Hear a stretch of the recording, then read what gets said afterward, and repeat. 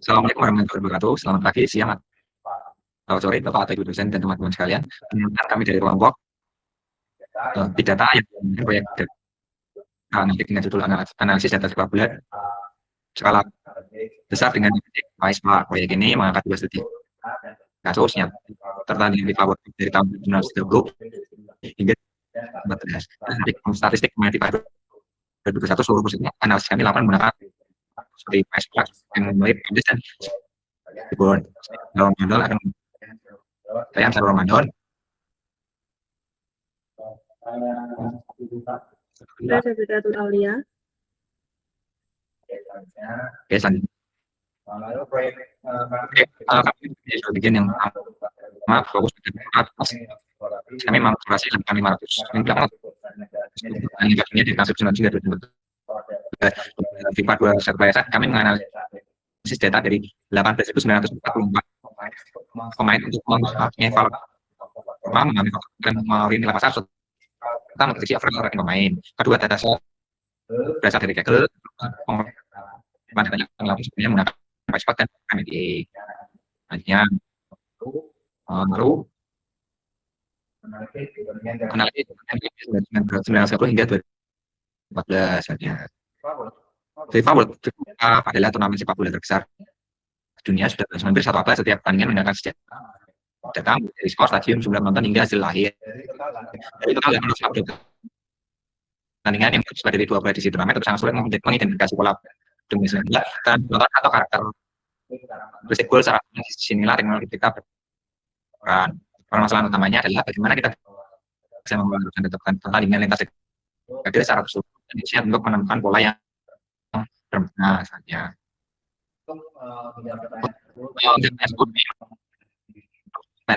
Yang utama adalah bagaimana adalah dari sepak bola, bagaimana kalau yang kedua, bagaimana tren rata-rata gol dari turnamen, yang ketiga, stadion mana yang paling sering digunakan sebagai venue, dan yang jumlah gol dalam satu pertandingan bisa prediksi dari data historis. Ya.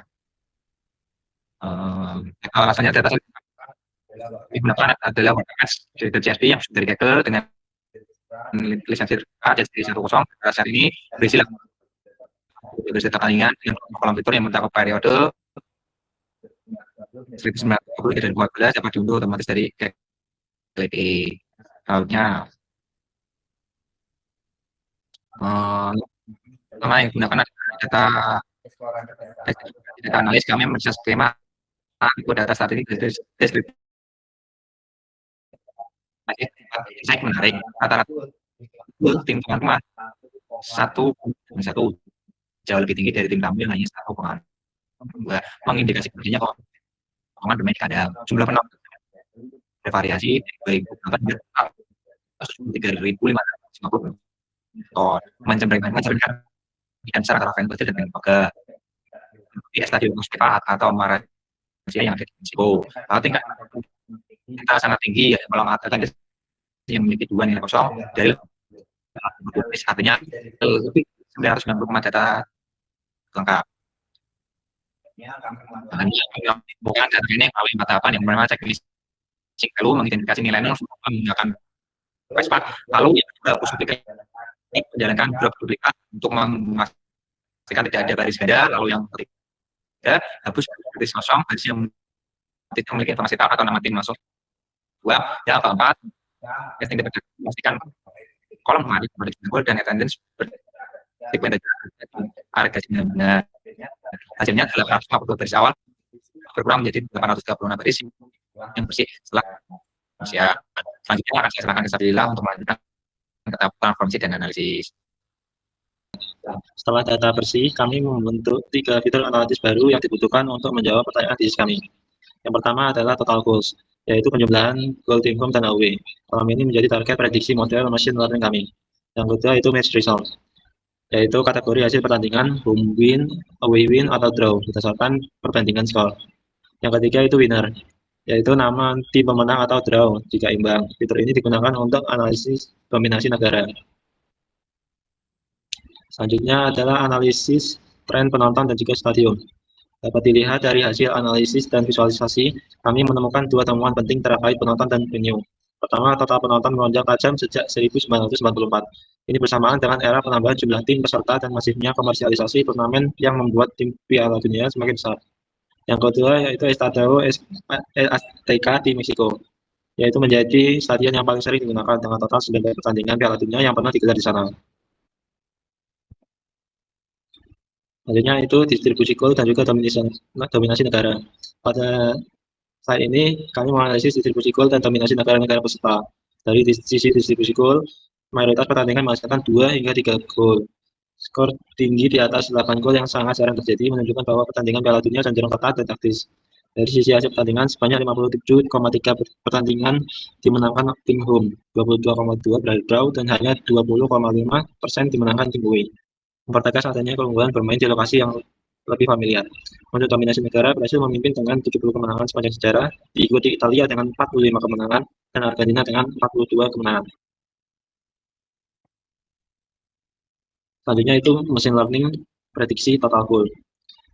Kemudian kami mencoba untuk membangun model machine learning menggunakan Spark MLlib untuk memprediksi total goal per pertandingan. Model pertama adalah fitur tahun, jumlah penonton, dan indeks nama tim. Hasilnya adalah RMSE bernilai 2,0052, MAE bernilai 1,5752, dan juga R42 yaitu minus 0,1293. R negatif berarti model ini bahkan lebih buruk daripada sekadar menebak rata-rata, alias belum mampu untuk menangkap pola dengan baik. Kemudian kami mencoba untuk model optimasi menggunakan GPT regressor dengan menambahkan fitur rata-rata goal historis tim melalui window function. Sayangnya hasil justru memperburuk, di mana RMSE naik menjadi 3,3293 dan F100 menjadi minus 2,7674. Ini merupakan indikasi overfitting akibat kompleksitas model yang tidak sesuai dengan ukuran dataset yang hanya 836 baris. Selanjutnya hasil evaluasi visual model prediksi goal. Dari visualisasi evaluasi model, titik-titik memprediksi menyebar jauh dari garis ideal. Model cenderung yang berestimasi pada pertandingan bergol rendah. Distribusi residual pun tidak terpusat di nol, mengonfirmasi bahwa error prediksi masih cukup besar. Insight utama dari proyek 1 yaitu jumlah gol per pertandingan sangat sulit diprediksi hanya dari atribut administratif seperti tahun, nama tim, dan jumlah penonton. Faktor lain seperti taktik permainan, kondisi fisik, bahkan kondisi cuaca itu sangat berpengaruh. Ini justru menjadi temuan yang menarik secara ilmiah dengan adanya keterbatasan model mencerminkan kompleksitas nyata dari olahraga sepak bola tersebut. Player statistik dari FIFA 21 untuk menganalisis statistik dan juga prediksi performa pemain bola. Latar belakang dari permasalahan itu adalah di dalam sepak bola, data adalah aset strategis bagi klub. Analisis performa pemain memungkinkan pemandu bakat dan manajer membuat keputusan berbasis data. Dataset yang kami gunakan berisi data 18.944 pemain berdasarkan data FIFA 2021 dengan kolom 106 kolom atribut mentah yang kaya informasi. Masalahnya adalah bagaimana evaluasi nilai seorang pemain secara objektif dari atribut teknis dan memprediksi overall rating tanpa bias subjektif penilaian. Untuk proyek kedua ini kami merumuskan 4 pertanyaan, yaitu yang pertama, posisi mana yang memiliki rata-rata rating tertinggi, yang kedua, bagaimana korelasi antara umur dan rating pemain, yang ketiga, faktor apa yang menentukan nilai pasar pemain, yang keempat, seberapa akurat model dapat memprediksi overall rating. Selanjutnya saya serahkan kepada Sabita. Terima kasih Sabtil. Saya akan melanjutkan penjelasan dataset FIFA 21. Dataset ini bersumber dari Kaggle dengan nama FIFA 21 Complete Player Dataset. Jadi 106 kolom mentah dan 18.944 baris data pemain. Kami melakukan seleksi dan hanya menggunakan 17 kolom yang relevan untuk menjawab pertanyaan bisnis kami. Fitur-fitur yang kami pilih terjadi menjadi 3 kategori, yaitu biodata dengan nama, umur, tinggi, berat badan, kebangsaan, dan klub.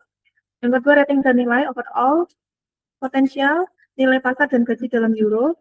Yang ketiga, atribut teknis yaitu pace, shooting, passing, dribbling, defending, dan fisik. Selanjutnya adalah exploratory data analisis FIFA 21. Pada tahap EDA, kami mengidentifikasi tipe data dan menangani nilai-nilai yang kosong. Temuan penting dari EDA adalah yang pertama, banyak pemain, terutama kiper, memiliki nilai kosong pada atribut seperti shooting dan dribbling. Ini wajar karena atribut tersebut memang tidak relevan untuk kiper. Kedua, rentang usia pemain cukup luas dan belasan tahun hingga di atas 40 tahun, membuka peluang analisis pola karir sepanjang hidup seorang pemain. Ketiga, meskipun data memiliki 106 kolom, hanya 17 yang benar-benar relevan, yaitu menegaskan pentingnya filter selection di awal pipeline analisis agar tidak membuang sumber daya komputasi. Berikutnya adalah data cleaning FIFA 21. Proses cleaning data pemain FIFA 21 kami lakukan dalam 4 tahap, yaitu yang pertama seleksi kolom. Memilih 17 dari 106 kolom mentah yang relevan. Isi nilai kosong. Atribut teknis seperti pajak dan shooting yang kosong diisi dengan nilai 0, khususnya untuk pemain kiper. Hapus garis kritis, yaitu garis yang tidak memiliki data klub atau nilai pasar yang dihapus. Karena keduanya sangat penting untuk analisis nilai pemain. Yang keempat, hapus duplikat. Memastikan tidak ada pemain yang tercatat lebih dari 1 kali dalam dataset. Hasilnya, data siap dianalisis dengan fitur teknis yang lengkap dan setiap garis memiliki informasi klub dan nilai pasar yang valid. Selanjutnya adalah transformasi data FIFA 21. Kami melakukan 2 transformasi utama untuk memperkaya dataset. Yang pertama adalah membuat kolom position group menggunakan user defined function atau UDF. Custom device paths. Semua posisi pemain dipetakan ke 4 kelompok besar, yaitu goalkeeper, defender, midfielder, dan juga forward. Yang kedua, membuat kolom age group menggunakan fungsi conditional when untuk mengkategorikan usia pemain menjadi 3 kelompok, yaitu muda di bawah 23 tahun, produktif 23-30 tahun, dan senior di atas 30 tahun. Kategorisasi ini mempermudah analisis pola karir pemain secara lebih intuitif. Selanjutnya adalah analisis distribusi posisi dan umur rating. Dari hasil visualisasi, 2 temuan menonjol. Yang pertama, midfielder dan defender adalah posisi dengan jumlah pemain terbanyak dalam database. Sementara goalkeeper merupakan posisi dengan jumlah pemain paling sedikit, yaitu sesuai dengan struktur tim yang memang hanya membutuhkan 1 kiper. Yang kedua, berdasarkan hubungan umur dan rating tertinggi umumnya mencapai pemain berusia 27-32 tahun, yaitu titik di mana pengalaman bertahun-tahun bertemu dengan kondisi titik yang masih prima. Ini adalah golden age seorang pemain sepak bola. Selanjutnya adalah nilai pasar dan korelasi atribut. Dari analisis nilai pasar per posisi, forward memiliki median nilai pasar tertinggi, yaitu lalu diikuti midfielder. Ini masuk akal karena pemain depan yang mencetak gol cenderung lebih bernilai di pasar transfer. Dari sisi korelasi antar atribut, kami menemukan bahwa nilai pasar dan gaji sangat berkorelasi kuat dan overall rating. Selain itu, atribut teknis seperti pajak, shooting, dan dribbling juga sangat berkorelasi kuat satu sama lain, menunjukkan bahwa pemain yang unggul di satu atribut teknis cenderung unggul pula di atribut teknis lainnya. Jadi adalah machine learning prediksi overall rating. Untuk proyek 2, kami membangun model random forest regression menggunakan SWOT analysis untuk memprediksi overall rating pemain. Fitur input yang digunakan meliputi umur, potensial, serta 6 atribut teknis utama. Ada shooting, passing, dribbling, defending, dan fisik. Model dilatih dengan 50 decision tree, split data 80% training dan 20% testing, menghasilkan R2 score yaitu 0,8808.